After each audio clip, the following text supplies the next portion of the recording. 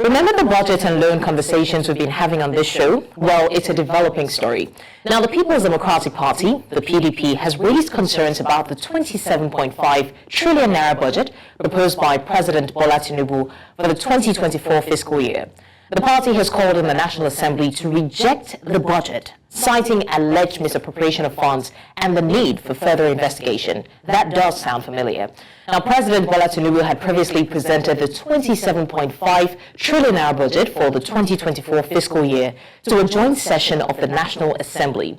In his address, he outlined the budget's focus on economic growth, human capital development, poverty reduction, and other important issues.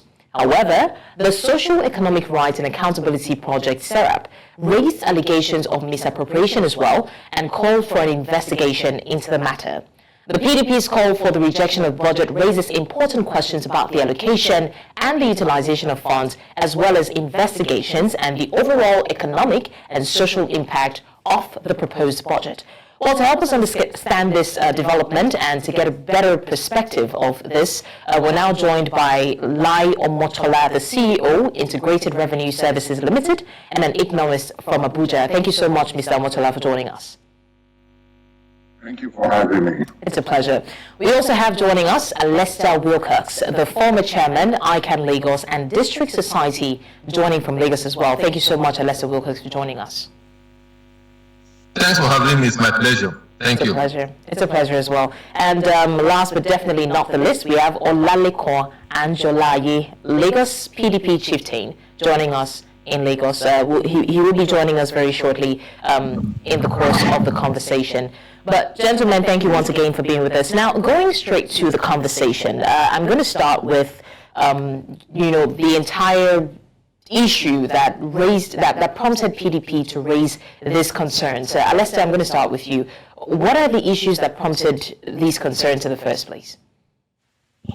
Well, thank you very much. PDP, as an opposition party, has a right to propose or to find alternatives, to present alternatives to the current government. But the unfortunate thing is about the PDP has made themselves a childish or irresponsible opposition party that instead of looking at specifics and pointing out areas and offering alternative solutions, they just go to the marketplace and throw tantrums, which has no value, which at best just excite the people and they create more tension. But the truth of the matter is, there are legitimate concern about the budget. I have legitimate concern about the budget because I see the budget as same of same. I would have expected that the bold step taken by the president in addressing some fundamentals in the country, the bold step he took when he took assume office, he should have extended that bold step to our budgeting process. Our budgeting process has always been on this incremental budgeting strategy, incremental based budgeting. We had always requested or demand for a zero-based budgeting that will create a flat rate, a level rate whereby we start building. Now what we have now is just take the old budget, dust it, add figures, increase here, reduce here, add new items, and then just present the National Assembly and read a very beautiful romantic speech that will excite everybody. But in terms of a substance and in terms of implementation, we are back to square one. SERAP raised a legitimate concern. PDP has a legitimate concern, but unfortunately, the PDP concern is just based on politics and not specific in order to really find alternative to what is happening. And if there's no effective opposition, a government will just run a free will. And PDP that should do that is not good. Rather, they are just playing a childish opposition, which I call childish opposition, and not addressing the real substance. Okay, I'm coming to you now, Mr. Omotola. What would you say are the specific measures? We're really hoping that we can get Olalekan to respond to that. But in the meantime, Mr. Omotola, what would you say are the specific measures that can be taken to address these concerns? Fine, let's even say that it's not a PDP personal agenda, but it's also a general concern. It's a national concern. So what measures can be taken to address the issue of alleged misappropriation of funds? Well, thank you for having me. Well, we've seen these budgets, and the first thing we need to appreciate from where we're coming from is that this is a budget that will work according to the fiscal year. That is, we would very soon see a budget that will be passed by the end of December. You'll remember that in the past, in the PDP years, budgets even get passed in the middle of the year, which will make nonsense of the entire budget. So this time around, we are seeing budgets presented on due dates. So we are working according to the fiscal year. Then number two is, what is the purpose of these budgets? The purpose of the budgets is for economic reasons, to improve our economy and ensure that our economy is buoyant. Now, if you look at Mr. President, true to his type, what he has demonstrated by presenting this budget is courage. What he has demonstrated by presenting this budget is that he is a risk taker. Why am I saying this? In ordinary budget preparation, economists will say, cut your coat according to your size. What some people would look at is, let us cut according to how we make income, we make revenue. But this time around, the president is taking the risk to say that, look, we are going to spend our way into prosperity. That the fact that all the numbers are not looking good, it is not the time to be perturbed. So the economic philosophy of Mr. President is what we first need to underscore. And what is that philosophy? The philosophy is that, look, I'm an expansionary visionary. Whatever the situation is, the wheel of progress must not stop. So how do you explain that? You've seen the budget move from 18 trillion to 27 trillion. It's good. But what I would agree with my colleague is that the only danger here is the budget implementation, which has always been a challenge. The bureaucracy of civil service, the budget implementation, and the budget performance. Hardly have we ever seen budget perform up to 60%.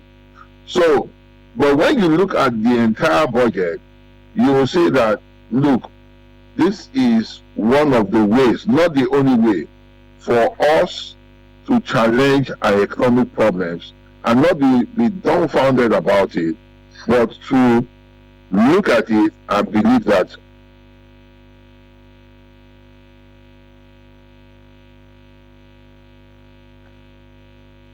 Mr. Omotola, I think we lost your audio there, but in the meantime, we go on a short break. When we come back, we have our third guest joining us, and we'll definitely continue the conversation. Do stay with us.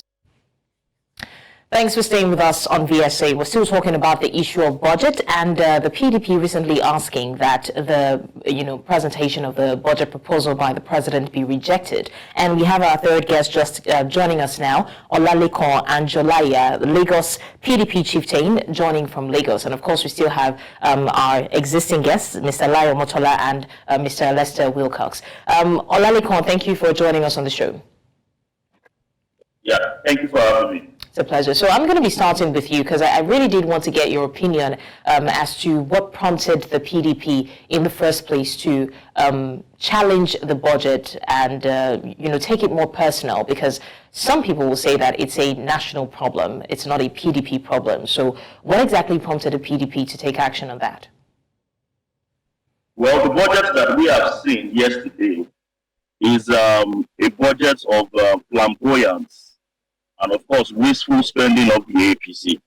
This is a budget that intends to project their wasteful spending. And, of course, we have seen that in the spendings of the National Assembly and the innovations of executive offices and all of that. So what we are looking at critically as from the PDP angle was how they intend to fund this budget. This budget is huge. I mean, we are recording 27.5 trillion. I mean, when you reach that budget or you take a deep look at that budget, they intend to fund it from heavy loans and of course, PPP, and of course the loan and tax. Now, the tax is going to discourage local production, which of course disregards what the president was saying about them looking to fix the exchange rate at 7.50 to $1. It is pretty unreasonable and is unrealistic, looking at the fact that tax will be heavy on local production. So from the PDP angle, we see this as a budget that intends to fund the luxury lifestyle of the APC. And of course, we are calling on, of course, the other arm of government that is supposed to serve as watchdog on the executive to critically examine this. And of course, legislative business should be taken seriously, not like what we watched yesterday when, of course, the president's campaign tune was what was being sung. Instead of legislators to look deeply into this budget and, of course, give them the right knocks, look at how they can, of course, reduce many of the padded budget, because Nigerians are the ones that are going to suffer for all of these excesses. So this is our position. All right, thank you for that clarification. Now, Mr. Omotola, from the breakdown of how the 27.5 trillion naira budget will be spent in 2024, the president did mention, let me read it out, he talked about a focus on economic growth, he also talked about human capital development, talked about poverty reduction, and among some other salient issues that should be targeted in the nation. Do you think that these are justifiable reasons enough to spend that much money in the budget? This is the first budget that we're having from a government in 24 years that it has no budget for fuel subsidy. There is no single kobo for fuel subsidy, number one. Number two, this is the budget that the budget for infrastructure exceeded the benchmark of 25%, 30%. Now, the third thing is, this is the budget that is now led by private sector.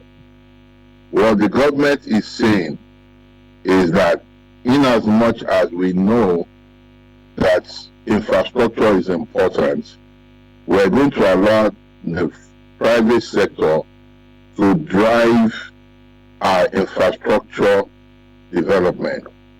Now, what are we borrowing money for? We're borrowing money for loans that have been taken over the years, which no government that comes in can deny it or fail to pay. The only other option any government that will come will have is to go and negotiate those loans for a longer period. But to say you're not going to pay these loans is absolutely impossible. So you come and you take up this liability that you're going to pay the loans back. But the government, understanding that we can't use all the money to pay loans and there won't be development. So again, the government is looking at the healthcare. And you have 1.3 trillion going to the healthcare. Then one instructive thing that we're seeing in this government is 700 billion going to improve the infrastructure of the schools through tech fund. Now, all these are interventions to kickstart the economy and to lay a solid foundation for the economy. Now, the only challenge as it has always been, is can all these things be implemented? Can they be implemented, and what will be the budget performance at the end of the day? Then the critical review of that budget is that the budget is built on 3 assumptions. Number one, that the dollar will remain at 770. Number two is that inflation will come down from 27 to 21. And then number three is that our oil production will reach 1.78 million barrels. These are the assumptions that have made this budget.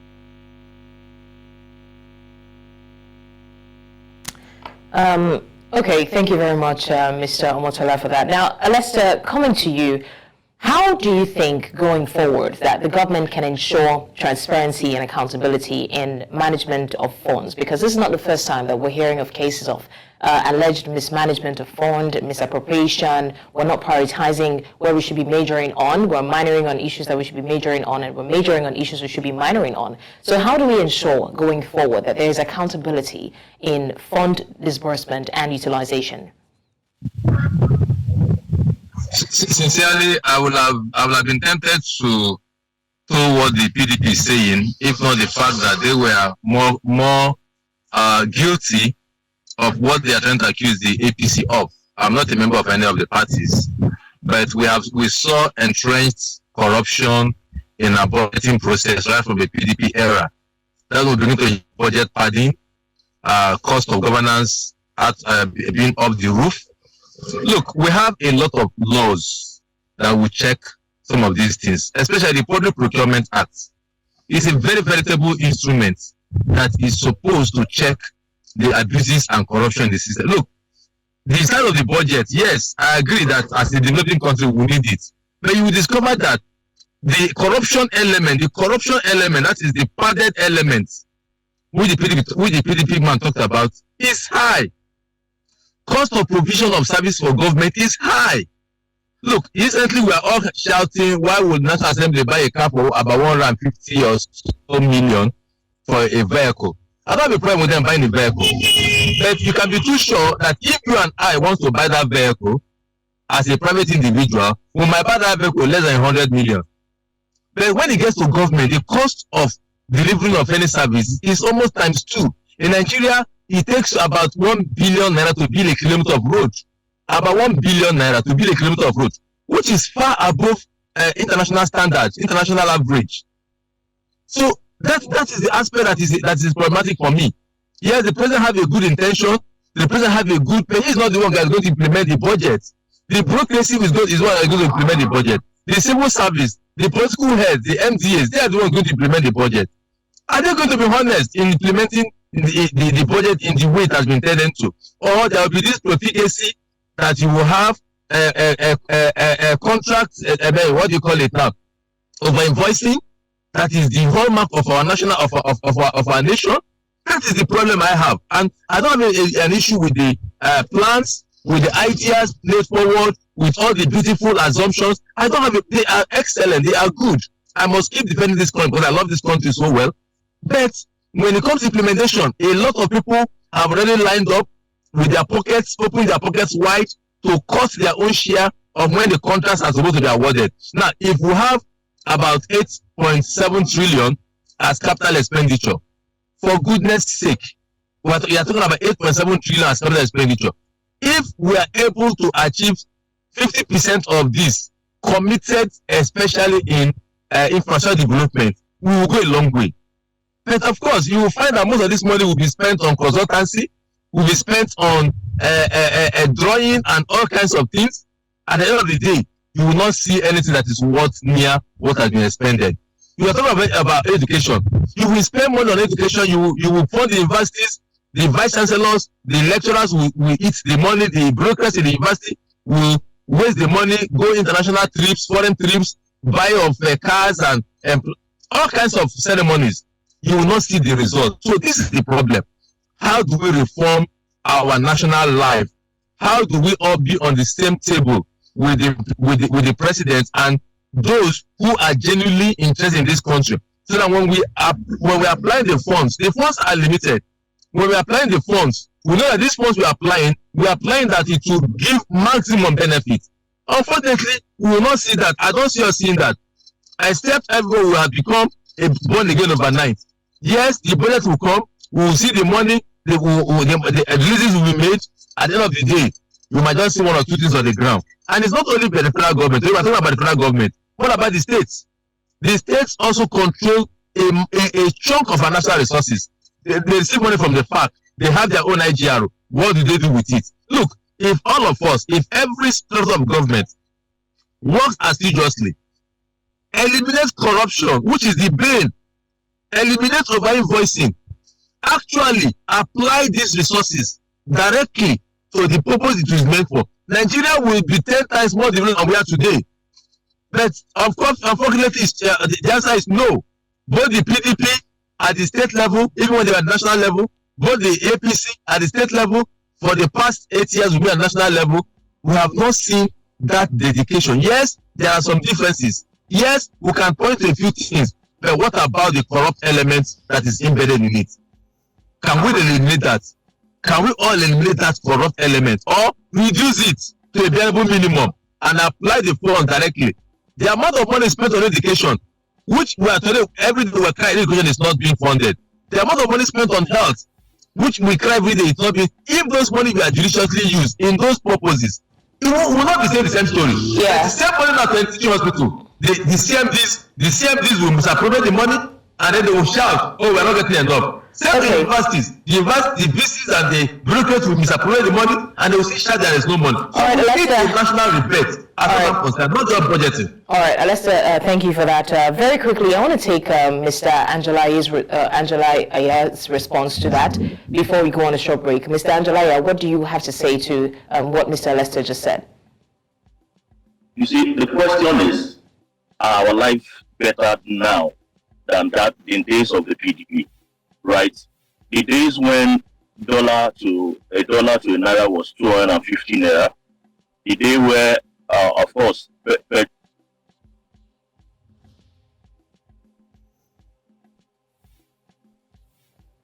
Olalekan, are you there? All right, Mr. Lai, I think we lost Olalekan's audio there. While we wait for him, Mr. Lai, let me come to you. Now, we hear that the PDP has asked that the proposal by the president be rejected. We've also heard that Serap has said that there should be a halt to the fundings to the states in Nigeria and there should be an investigation. Do you think that investigating these funds is going to take us a step further, at least knowing how the money is being spent? And what ways do you think that this investigation can be carried out? Mr. Lai, that question is for you.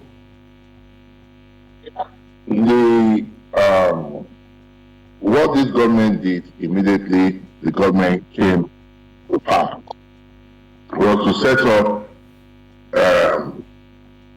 a department for performance review and also ensure that every minister signed a performance bond. And then you will hear some ministers say that if head of MDAs do not deliver, they will be sacked before they are sacked.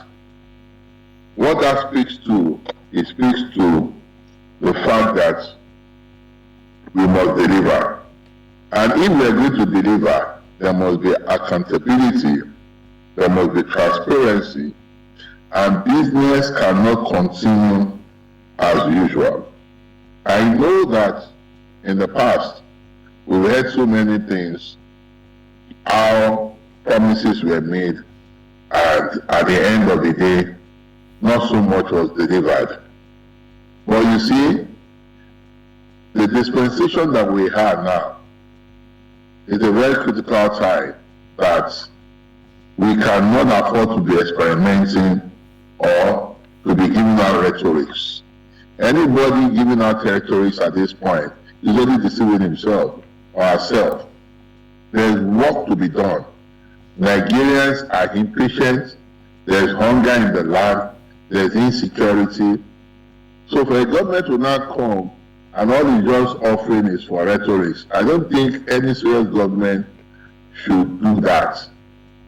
Like I said, the citizens themselves to hold the government accountable, starting from the local government.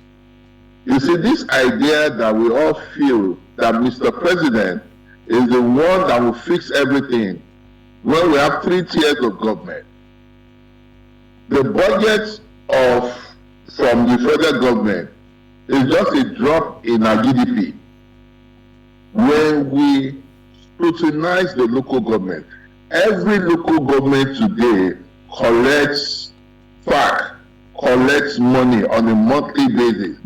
Citizens must see that, and all these local governments also have budgets, but we don't investigate this budget.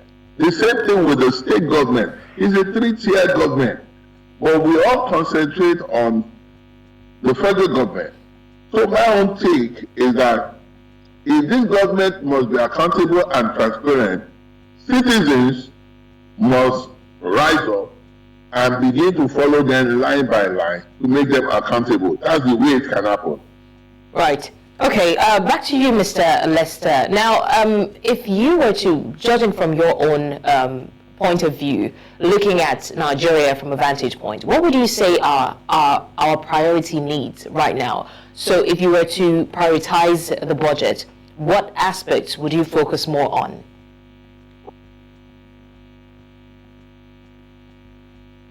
Alesta, the question was for you. I think you're muted, Mr. Alesta. Could you please unmute your device?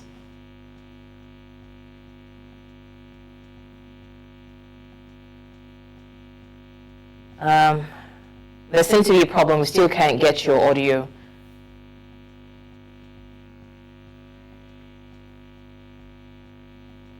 All right, we're still having issues with Mr. Alesta's audio, but let's see if we have Olalekan with us now. Olalekan, are you there? Yeah, you. All right, is that Alesta?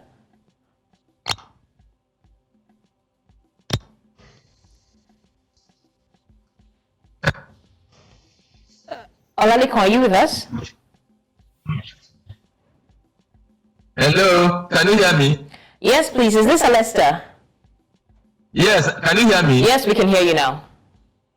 Okay. What I'm saying in essence is I will look at three critical areas sincerely in the budget. I will look at trying to bridge our infrastructural deficits because sincerely, without good infrastructure in terms of road networks and transportation networks, we might not be able to achieve much. So that must be looked into critically. Then we must look into agriculture.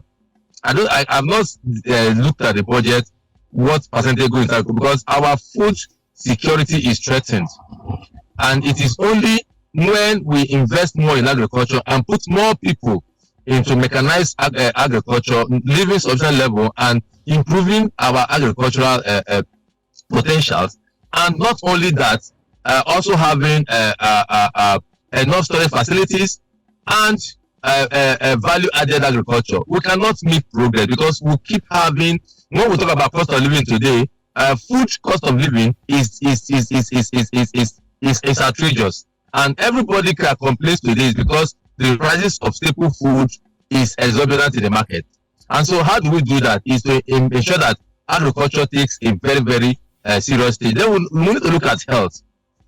Yes, government spend a lot, but we also need to up our games in terms of our health infrastructure. Yes, I know that the government talks about human capital development. As far as I'm concerned, most investment there goes into waste because it is not targeted. So I need to be clear on what human capital development that they are talking about. Is it at the tertiary level? Is it at the primary level? Or is it at the post-tertiary level? What are we even looking at? Do we need to define that so that we know that if you look into, if you tackle agriculture, tackle infrastructure, tackle health, then maybe look at physically internal security. Yeah, the president made a clear mention of internal security. We need to look at that. We must increase the number of our policemen. We must have a police force that is mobile, that is well equipped, that is focused, that is well trained, that will be able to meet our internal security challenge. We are having, as the day grow by, our internal security architecture is being threatened, and that is a breeding ground for whatever kind of instability that we can have in the government. So we must look at that critically, and that is where I think the government should spend a lot of time and judiciously, because in the past we've had, money meant for this was stolen, money meant for that was stolen. There must be this clear cut. The president must be very firm in the incidence of corruption and mismanagement of funds. Whatever funds that, and I keep harping on that, whatever funds that are released for any project must be fully accounted for that project, and there must be value for money. The time of just throwing things and allowing things to go, at the end of the day, EFCC and ICPC continue to have issues. After people felt we can do anything, at the best is EFCC, or we know our way around. The best is the court. The court will take 5 years, and at the end of the case will be thrown away. No, we must not go that route any longer. And enough of going through those ugly routes in terms of our national asset, our public sector financial management. We must have a system. What do you call it now? The agency that is responsible for procurement must do their job. It should no longer be garbage in, garbage out. Everyone must be seen to be doing their job. And if you cannot do your job, you shape out. The president should have a capacity to sack, to hire, and to sack, so that when people are not doing their job and his name is going to be dragged into the mud, he must redeem his name by easing out, no matter if it is friends or whatever, those who are going to be called the wheel of progress. And like my brother just said, we must now begin to put serious searchlight on the states and local government. I've been saying this over time. We allow them to run free reign because there is a big brother to blame, the federal government. So if you don't have rice in your house, you don't have Gary, there's somebody to blame, and the federal government. Meanwhile, the federal government has no business with those things you are blaming them for. So the state and local government that are supposed to provide these services, we must begin to put eyes on them. If we don't do that, we'll just be around and we'll complain and complain. At the end of the day, Nigeria will remain the way they are. Government will come, government will go. People will run free way with their resources. The state will just go about in whatever irresponsible manner they've been carrying out their resources. And at the end of the day, we just same of same. So we must put standards on the states and ensure that money spent is money for value. Also, Olalekan, from your own perspective, if you were to estimate 5 years from today, what would you say the future would be like for the economic or for the economy of Nigeria if we continue down this path? And down this path, I mean by the alleged misappropriation of fund, the lack of accountability for the funds and the mismanagement as well.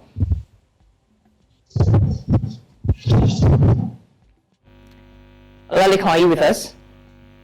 Yes, I can hear you. Okay, go ahead, please.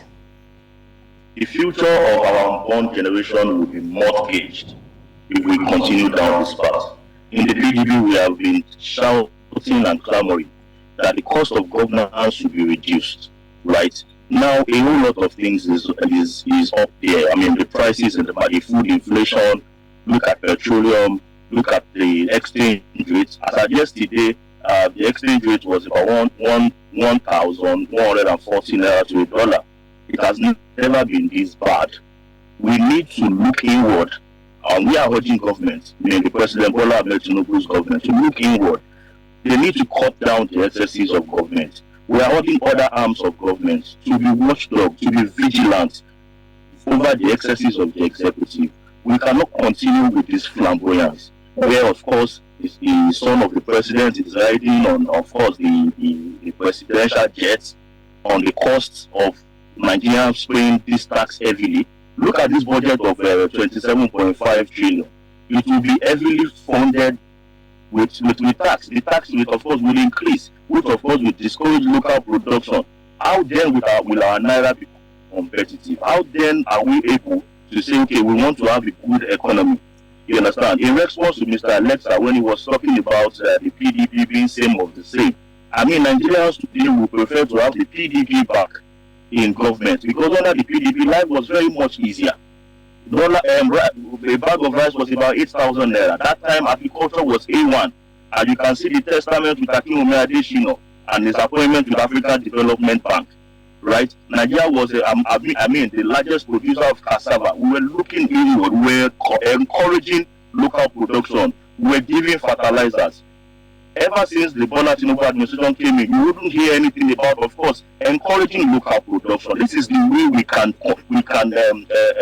compete, right? Not pumping money palliative into the exchange rate market to control the dollar. You see, this government believes that if the dollar to Naira is 750, they are making progress. However, they are not pumping money to stabilize it. That is not the originality of what we are seeing. Our currency at 750, as they projected, will not be the result. It will be what they want us to believe, while they are squandering a whole lot of money to control it just so that they can look good.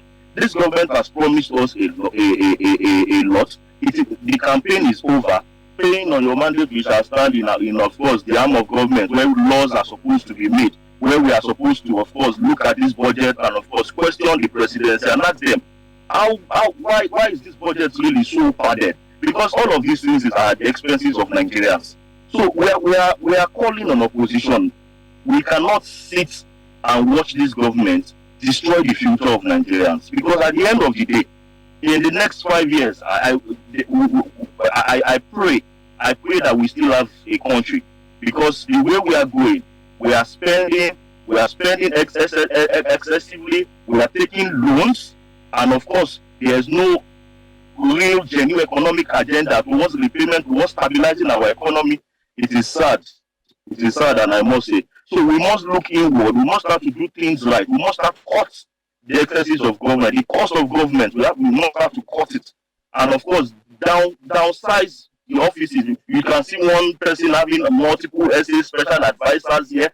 All of these things, they are paid for by Nigerian taxpayers, right? We need to encourage local production. These are the things that government need to start talking about. They need to start engaging. Even people in the opposition, they need to start. The National Assembly should stop being rubber stamp. Under the Kola-Saraki-led National Assembly, we witnessed a whole lot of scrutiny, check and balances on the executive. But what do we have today? We have not even rubber stamp, in a photocopy National Assembly. Of course, the executive feels very comfortable to continue to mortgage the future of Nigeria, and we continue to cry foul. We continue to complain while they continue to dance the mandates that they already got and they are supposed to perform. We are quite. Right, Olalekan, apologies for interrupting you, but because we're pressed for time, I just want to quickly ask Alesta this last question before we go. Now, Alesta, talking about how these portrays us on the international scene, do you think that all of these controversy and debates and the rejection of the proposed budget will have any effect on our foreign direct investment, which ironically seems to be our major agenda as a country, especially for this new administration? Do you think it will affect how the international scene sees us and how they can, or how they're willing to support? Alesta, once again, we're having issues with your audio. Sorry. Yes, go ahead. Go ahead. Can you hear me now? Loud and clear. Okay, so let me thank Mr. Olalekan for his doggedness in defending the administration of the PDP. But I can also tell him that during the Abacha area, so Nigerians will clamour to go back to the Abacha areas when we are buying rice for less than 1,000 naira a bag, and or to the Shagari era when we buy rice for 15 naira a bag. So that is not the issue. That a good opposition is to point out the ills of government and offer alternative, which unfortunately the Nigerian opposition is not offering. They are only, what they do is to cry and cry, no alternative. But that being said, look, we cannot throw the budget away, we cannot throw the water away, the bathwater with the baby. Unfortunately, Mr. Olalekan said it rightly. Even the period is too short to do a thorough job on the budget, because this budget must be passed before December 31. So this is already November 30th. So whatever legislative work that can be done on that budget, it cannot be adequate as to give scrutiny. I am not comfortable with the budget because I believe, in all fairness, in all sincerity, that this is a padded budget, which everyone has talked about. Because the civil servants who are going to look, we can say the politicians, the civil servants. I've just talked about the CMDs of teaching hospitals. I talked about the VCs of universities. Are they politicians? No. Are they part of the Bola Tinubu's political structure? No. They are all the civil servants. they prepare this budget. They are the ones that have padded and put all kinds of material that they will not even procure, or they will spend the money traveling abroad, doing holding consultancy, holding seminars that will be worthless. So we must put eyes on the civil servants. So we cannot throw the budget away with just like that. We will look at it. For me, is that National Assembly should look at it critically. And if they are honest, because National Assembly has PDP, they have APC, they have Labour Party, they have NMPP, so there is a lot of representation in that National Assembly. So if the PDP will not speak out and will be complacent with the APC majority, and then they allow it to go, don't blame anybody. Look, if you have issue today, the Ghana Parliament is having challenge with the budget. The Ghana opposition has drawn the battle line with the NPP majority. Alesta, I sincerely do apologize, but we really need to wrap up now. I'm so sorry for interrupting you. For us to have a better budgeting system. Thank you for that. Thank you for that, Alesta. You have indeed made your point clear. Thank you so much. And I want to say a big thank you to you, gentlemen. Unfortunately, we lost Lai Omotola's audio while the conversation was going on. But I want to say thank you to Lai Omotola, the CEO, Integrated Revenue Services Limited, and economist. And of course, Alesta Wilcox, thank you so much, former chairman, ICAN Lagos and District Society. Thank you also to Olalekan Anjolaiya, Lagos PDP Chieftain. We really do appreciate your time and, of course, your perspectives on this matter on the show. Thank you.